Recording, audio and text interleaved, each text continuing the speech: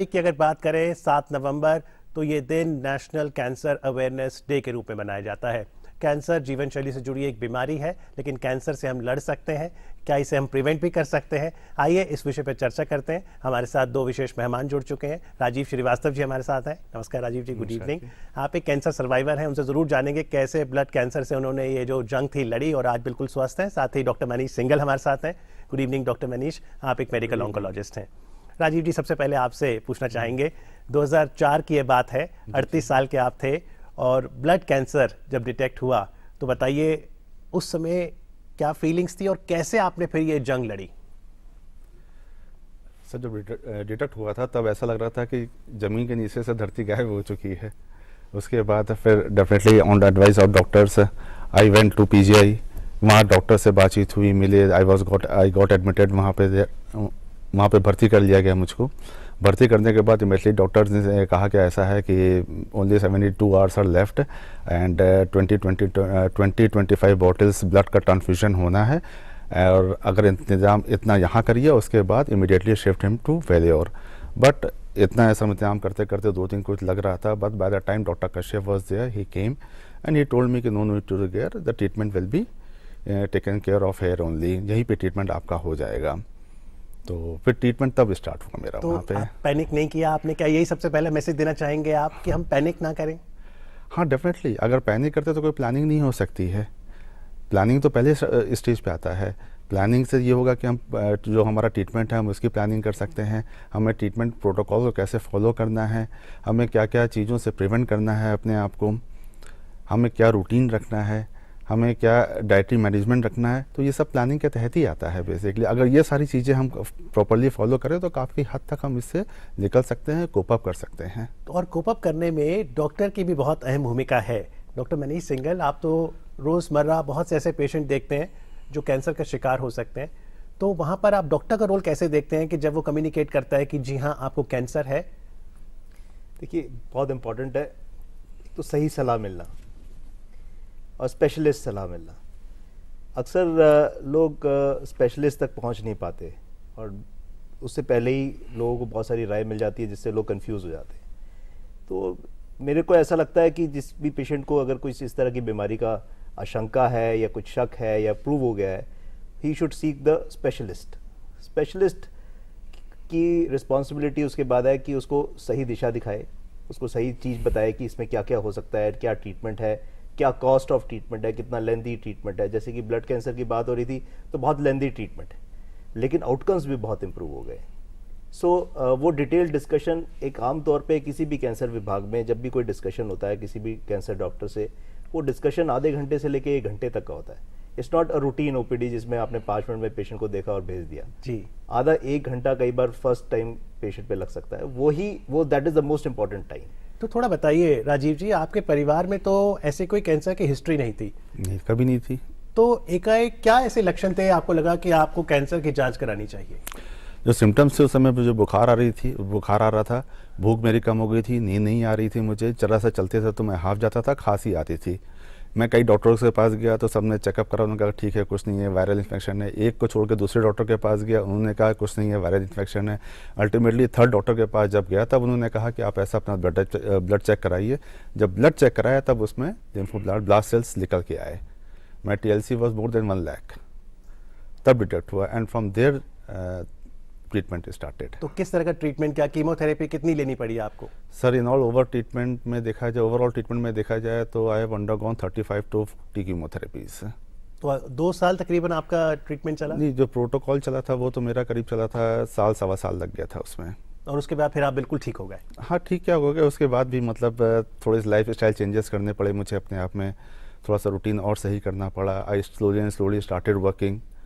उसके बाद धीरे धीरे एवरीथिंग गोज नॉर्मल। तो डॉक्टर मनीष, जैसे आप मेडिकल ऑन्कोलॉजिस्ट हैं, तो जैसे ब्लड कैंसर या कौन से ऐसे कैंसर हैं जो हम दवाइयों से ठीक कर सकते हैं और कौन से हैं फिर जो हमें सर्जन के पास जाना पड़ेगा? देखिए, जो भी जितने भी ब्लड से रिलेटेड कैंसर्स हैं उसमें सर्जरी का कोई रोल नहीं है, जाहिर बात है। और ये सारे के सारे कैंसर्स जनरली हम दवाइयों से ठीक करते हैं, जिसको हम कीमोथेरेपी कहते हैं आम भाषा में। जो भी सॉलिड ऑर्गन कैंसर्स हैं, सॉलिड ऑर्गन मीन्स जैसे कि ब्रेस्ट कैंसर, लंग कैंसर, आंतों का कैंसर, ब्रेन ट्यूमर्स, ये आमतौर पे इसमें सर्जरी का योगदान काफ़ी इम्पोर्टेंट रहता है।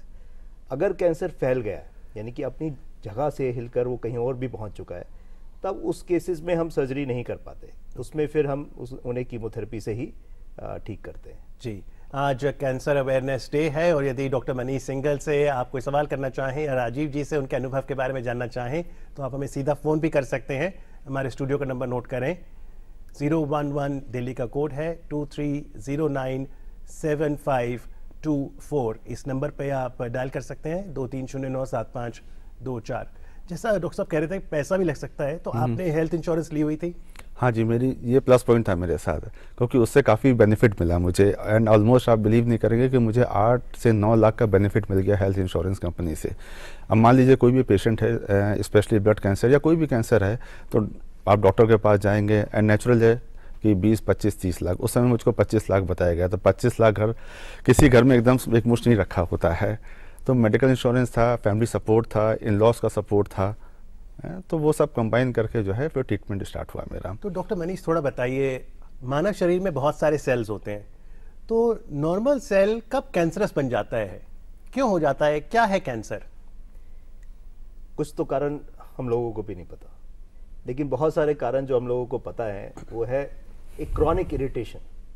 आप मान लीजिए स्मोकिंग करते हैं या आजकल जैसे एयर पोल्यूशन की बात हो रही है, तो अगर हम रोज़ाना किसी एक क्रॉनिक इरिटेशन के ज़रिए गुजर रहे हैं तो सेल्स धीरे धीरे, हमारी खुद ही के सेल्स म्यूटेट हो जाते हैं, यानी कि उनके डीएनए के अंदर ऐसा डैमेज होना शुरू हो जाता है जिसकी वजह से वो अनकंट्रोल्ड ग्रोथ करना शुरू कर देते हैं।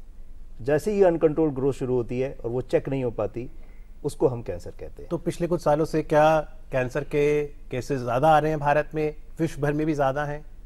अगर हम पूरे कैंसर, सारे कैंसर्स को मिलाकर एक बात करें, कुछ ऐसे कैंसर्स हैं जिनका इंसिडेंस काफ़ी डिक्रीज हो गया है, जो क्योंकि उनका कारण हमें पता चल गया था, या उसको हम अर्ली डिटेक्ट कर सकते हैं या उसको प्रिवेंट कर सकते हैं। हाँ, कुछ कैंसर्स ऐसे ज़रूर हैं जिनका इंसिडेंस काफ़ी बढ़ रहा है, जैसे कि स्तन कैंसर काफ़ी तेज़ी से बढ़ रहा है, स्टमक कैंसर्स काफ़ी तेज़ी से बढ़ रहे हैं। कुछ कैंसर्स बढ़ रहे हैं, कुछ कैंसर्स कम हो रहे हैं। तो आमतौर पे ऐसा देखा जाता है कि अगर हम ओवरऑल कैंसर इंसिडेंस की बात करेंगे तो शायद कैंसर इंसिडेंस डेटाज और स्टैटिस्टिक्स के मुताबिक बढ़ नहीं रहा है। जी, इस समय करण पहले कॉलर बिहार से फोन लाइन पर हैं, उनका प्रश्न सुनते हैं। हेलो करण, सवाल पूछिए प्लीज। हेलो हेलो जी, सवाल पूछिए करण। हेलो। जी, सवाल पूछिए करण, हमें आपकी आवाज आ रही है।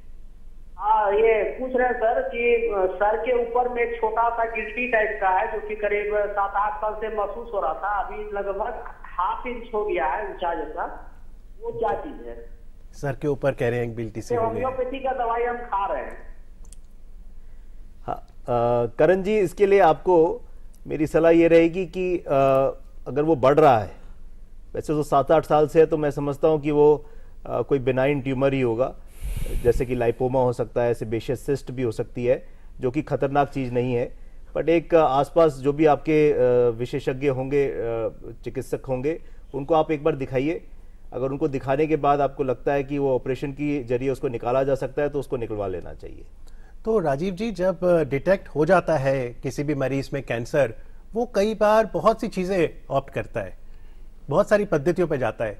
आपने क्या किया? क्या आप ये राय देंगे कि एक ही पद्धति पे रहें या सारे ऑप्शंस एक्सप्लोर करें? नहीं सर, मैं तो यही कहूँगा, you should go for a scientific method of treatment. Allopathic doctor, allopathy doctor के पास जाए, क्योंकि कोई भी और पद्धति है, अब वो इनिशियली आपको प्रिवेंट तो कर सकती है, जैसे आप किसी को ना हो आप उसको फॉलो करें तो प्रिवेंट कर सकती है आपको। बट अगर हो गया है आपको तो scientific method should be opted. हाँ, एक बार आप ठीक हो चुके हैं, नॉर्मल हो चुके हैं, कीमोज आपकी बंद हो चुकी हैं, then obviously you can go for alternative treatment also. But थोड़ा बताइए, लोगों को ये भी धारणा होती है कि कीमोथेरेपी कराना अपने आप में बहुत मुश्किल है। जी, डेफिनेटली बहुत मुश्किल है, इस पर दो राय दी है।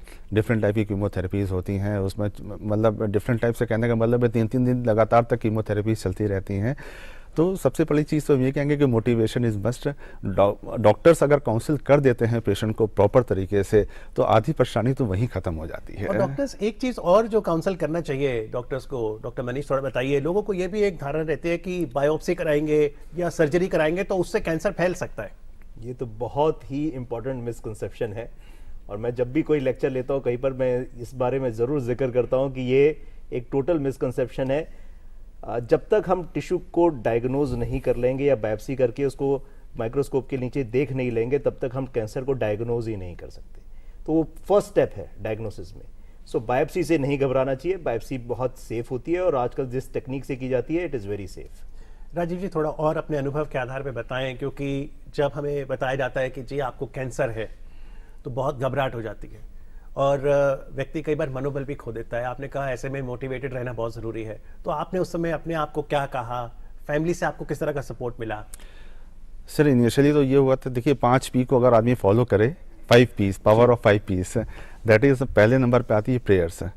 ठीक है, हम सभी जानते हैं कि ऊपर वाले से बड़ा कोई नहीं है और जब कुछ नहीं हल होता है तो वहीं पे जाते हैं। दूसरे नंबर पे आती है प्लानिंग। ट्रीटमेंट की प्रॉपर अगर प्लानिंग हो जाए, प्लानिंग इन द सेंस कि उसमें ये भी इंक्लूड रहता है कि इन केस ऑफ इमरजेंसी आप किस डॉक्टर के पास जाएंगे, आपके पास उसका मोबाइल नंबर है या नहीं है, आपको कौन कौन से पैथोलॉजिस्ट से आपको कंसल्ट करना है, बराबर चेकअप कराने टाइम टू टाइम चेकअप कराते रहें आप, प्लस फाइनेंशियल मैनेजमेंट जैसे मैंने पहले भी बताया आपको, दैट इज़ रिक्वायर्ड।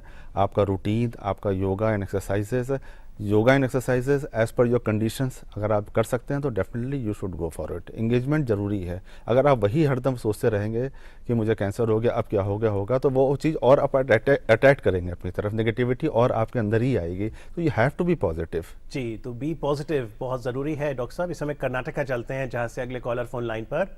हेलो, अपना सवाल पूछिए प्लीज। जी, आपसे रिक्वेस्ट करेंगे अपने टेलीविजन सेट का वॉल्यूम कम कर दीजिए प्लीज। हाँ, मुझे सिर के पीछे गांठें हो गई है। कहाँ पर गांठ हो गई है? हेलो, सिर के पीछे गांठें हो गई है। जी, कब से है ये गांठ सिर के आपको? पीछे। हाँ, तो डॉक्टर को बताया तो लोकल डॉक्टर बोला वो क्या कैंसर नहीं हो सकता, तो फिक्र मत करो बोला। तो मैंने बोला कि चेकअप करना जरूरी है क्या, किस प्रकार की चेकअप में करना चाहिए, मैं वो थोड़ा जानकारी चाहिए थी, इसलिए आपको फोन किया था मैं। डॉक्टर साहब, गांठ हो गई है सर के पीछे। कितने समय से है ये गांठ? जी, संपर्क तो टूट गया है। अच्छा, अगर गांठ हो गई है और रीसेंट ऑनसेट है, मतलब अभी आपको हाल फिलहाल में उसके बारे में पता चला है, तो मैं एडवाइस करूंगा कि उसकी या तो सर्जरी करके उसको निकाला जाए या उसकी FNAC कर सकते हैं। अगर आपको सर्जरी से डर लगता है कि सर्जरी इनअप्रोप्रिएट है, ये ठीक नहीं रहेगी, तो एक फाइन नीडल एस्पिरेशन टेस्ट होता है जिसमें बहुत ही पतली सी सुई जिससे हम ब्लड निकालते हैं, तकरीबन उतनी बड़ी सुई या उतनी मोटी सुई से हम उसमें से पानी निकालकर उसको पैथोलॉजी जांच के लिए भेज सकते हैं, जिससे हमें पता चल सकता है कि इसमें किस टाइप के सेल्स हैं या कैंसर सेल्स हैं या नहीं है। तो डॉक्टर साहब, कुछ तो ऐसे कैंसर्स हैं जो फिजिकल एग्जामिनेशन से पता चल जाते हैं। अब हर व्यक्ति अपने शरीर को बहुत बेहतर जानता है, तो कौन सी चीज़ें, जैसे गांठ की बात हुई या लंप की बात होती है, किन चीज़ों पे हम ध्यान दें कि ये कैंसर हो सकता है? कोई भी नई न्यू ऑनसेट चीज़, मतलब हाल फिलहाल में आपको लगता है कि कोई गांठ डेवलप हो गई है जो बहुत तेज़ी से बढ़ रही है, स्तन की गांठें, मैं एडवाइस करूंगा कि हर फीमेल, हर औरत को 25 साल की उम्र के बाद से महीने में एक बार स्तन का अपना एग्जामिनेशन करना चाहिए, जिससे वो देख सकते हैं कि कोई स्तन में ऐसी कोई चेंजेस तो नहीं हो रहे, कोई गांठ तो नहीं हो रही। आमतौर पे कैंसर गांठें काफ़ी हार्ड होती हैं, मतलब महसूस करने पे दे आर वेरी हार्ड, तो ऐसी गांठों की ज़रूर जांच करानी चाहिए। और कोई भी ऐसा सिम्टम है जो आपको पहले कभी नहीं हुआ और आपको लगता है कि ये कुछ नया ऑनसेट सिम्टम है, कि पहले मैं सीढ़ियाँ चढ़ जाता था और अब मुझे लगता है कि मैं सीढ़ी नहीं चढ़ पा रहा हूँ, सांस फूल रही है, कोई भी नया सिम्टम जो कि बड़े लंबे समय से चल रहा है, जिसका आपके पास कोई आंसर नहीं है कि ये क्यों हो गया मुझे, जी, उसकी जांच होनी चाहिए। जी, जांच जरूरी है। इस समय गुजरात चलते हैं जहां से किरण जी हैं फोन लाइन पर। हेलो, सवाल पूछिए किरण जी। हाँ जी। जी, हाँ जी। हाँ जी, हेलो सर। जी, हेलो। Hello sir. जी, सवाल पूछिए। हेलो। जी, सवाल पूछिए किरण जी। हाँ जी, मेरे को ना, मैंने ब्रेस्ट कैंसर का ऑपरेशन कराया फरवरी में जी। अब उसकी मेरे को डॉक्टर से अपनी गोली दी है खाने के लिए। अब जी। कितने टाइम के लिए ये खानी चाहिए और दोबारा इसका कोई चांस बन सकता है होने का? जी, जैसा मैं समझ पा रहा हूँ कि इनको स्तन का कैंसर था जी। जिसके लिए ऑपरेशन हो गया है और अब कुछ गोली दी गई है जी। जो कि हार्मोन की टैबलेट होगी। आमतौर पे ये हार्मोन की टैबलेट हम अब 10 साल तक देते हैं, अच्छा, जो रोजाना एक खानी होती है, और इसमें टाइम टू टाइम चेक भी कराना चाहिए, जिसमें हम हर 3 महीने में एक डॉक्टरी जांच होती है, साल में एक बार एक मेमोग्राफी की जांच होती है जिसमें एक एक्सरे किया जाता है स्तन का, और ये जांच उनको जरूर करानी चाहिए, और ये गोली 10 साल के लिए उनको खानी होगी। तो यानी एक कई बार ये भी भ्रांति होती है कि जी मुझे ताउम्र दवाई लेनी होगी, ऐसा नहीं है। ऐसा नहीं है।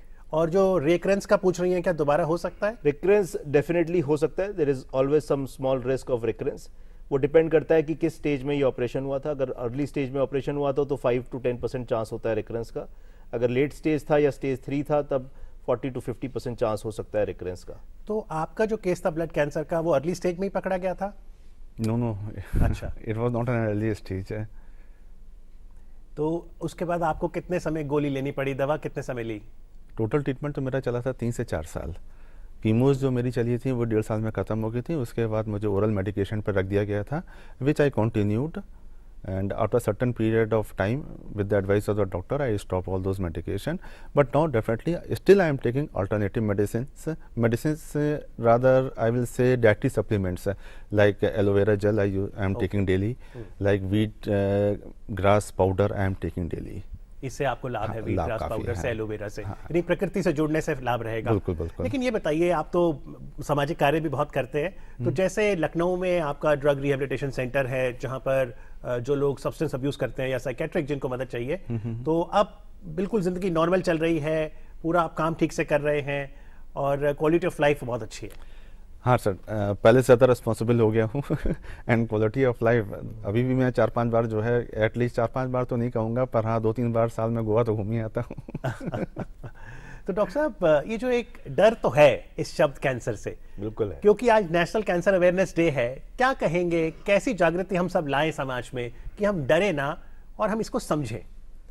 देखिए, इसमें कोई दो राय नहीं है कि कैंसर एक ड्रेडेड डिजीज है, डर लगता है सबको, और मुझे लगता है कि डरना भी चाहिए, तभी हम उसको अर्ली डिटेक्ट भी करने का जो हमने पीड़ा उठाया कि एवरीबडी शुड बी अवेयर, वो उसका पीड़ा भी तभी मकसद पूरा होगा हमारा कि जब थोड़ा सा डर पैदा रहेगा।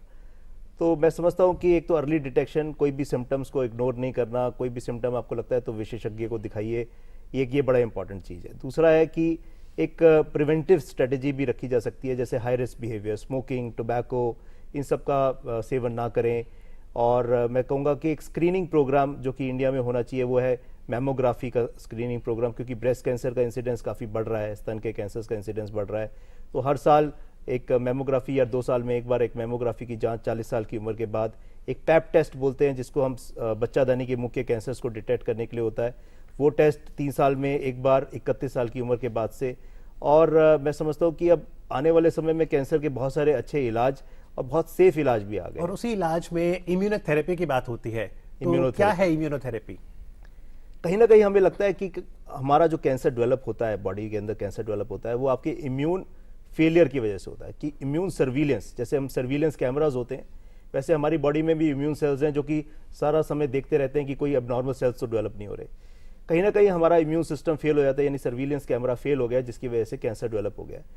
अब साइंस ने एक ऐसा तरीका निकाल लिया है जिसकी वजह से हम इम्यून सिस्टम को दोबारा से एक्टिवेट कर सकते हैं to kill the cancer cells. Okay.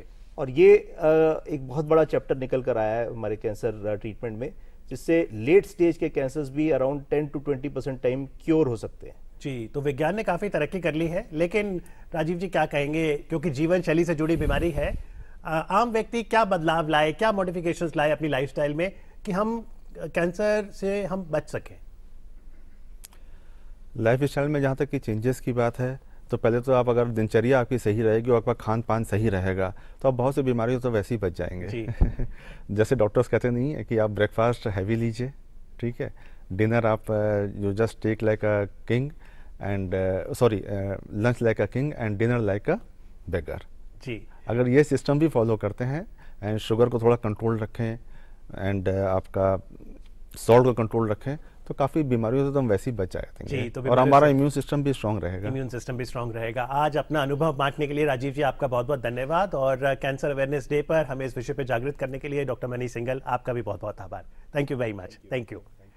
तो चलिए, ये तो बात रही कि किस तरह से हम कैंसर शब्द से डरे नहीं, घबराएं नहीं, प्रिवेंट करने के लिए अच्छी जीवन शैली को अपनाएं, और खुदा न खास्ता यदि कैंसर हो जाए तो जैसा राजीव जी ने कहा, बी पॉजिटिव, विज्ञान ने बहुत तरक्की कर ली है और हम इससे लड़ सकते हैं।